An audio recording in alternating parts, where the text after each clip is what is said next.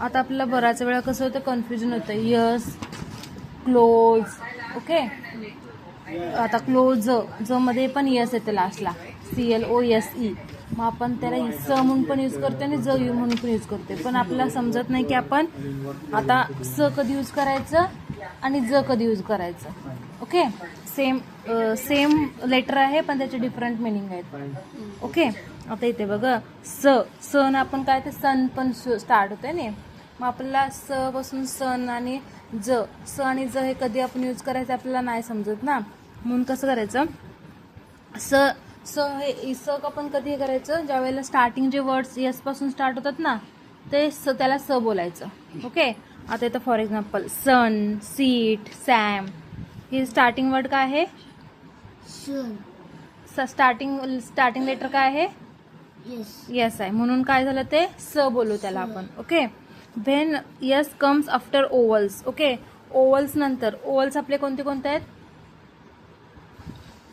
Vowels AEIOU. Okay, yes हा vowels नंतर जर आला तर त्याला आपण काय बोलायचं, ज बोलायचं.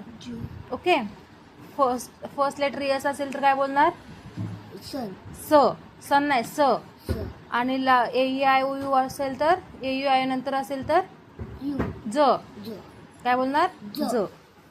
आता इथे रोज, नोज, हीज, बॉईज. ओके, आता इथे आपण असं बोलत नाही, रो स बोललो का, ज बोललो. ओके, ज का बोललो, कारण यसच्या पहिला काय आहे इथं, ओवल्स आहे, ओ आहे.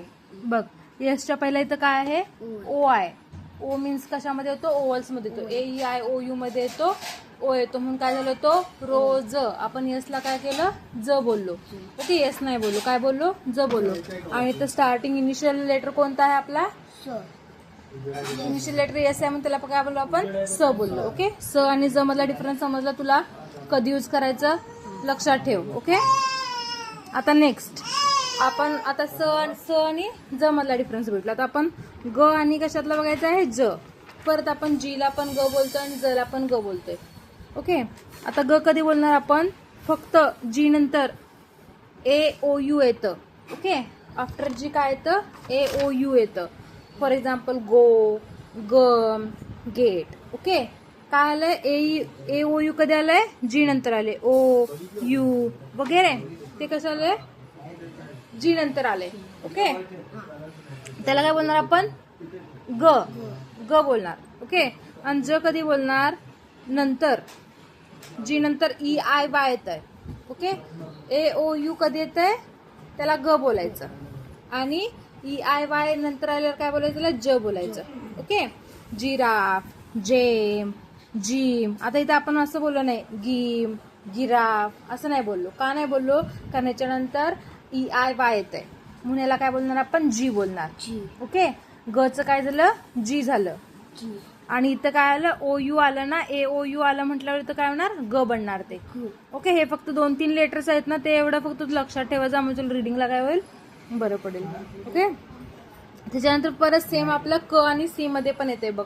सी ला पण आपण कधी कधी क बोलतोय आणि कधी कधी स पण येते, प्रोनाऊन्स करायला येते. ओके, आता see, when C comes before AOU. आता AOU नंतर जर सी आलं तर त्याला आपण काय बोलायचं, क बोलायचं. ओके, आता CAT, कॅट. सी नंतर कोणता लेटर आलाय, ए हा काय आहे, ओवल आहे.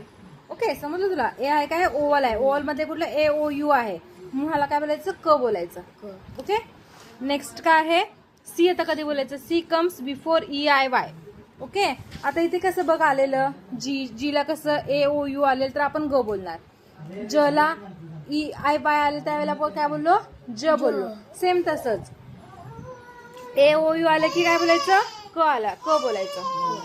आणि त्याला काय EIY आलं की काय बोलणार, स बोलणार. ओके, हे जे बेसिक वर्ड्स आहेत ना त्यामध्ये असे येतात, त्यावेळेला तू काय करायचं, हे वर्ड्स ना आपल्याला इझिली पाठ होऊन पण जातात. आपण सायकल बोलणार, सेल बोलणार, आता यामधले कॅट बोलणार. तर CAT कॅट आलं तर तू कॅटच बोलशील ना, त्याला सॅट नाही बोलणार, काय बोलणार, कॅट बोलणार, कारण तुला रेग्युलर ह्याच्यामध्ये आलेत ते वर्ड्स. ओके, हे फक्त तुला ग्रॅमॅटिकली माहित पाहिजे म्हणून मी काय केलंय, हे समजून सांगितलं. हे तू लक्षात ठेव. ओके, समजलं तुला.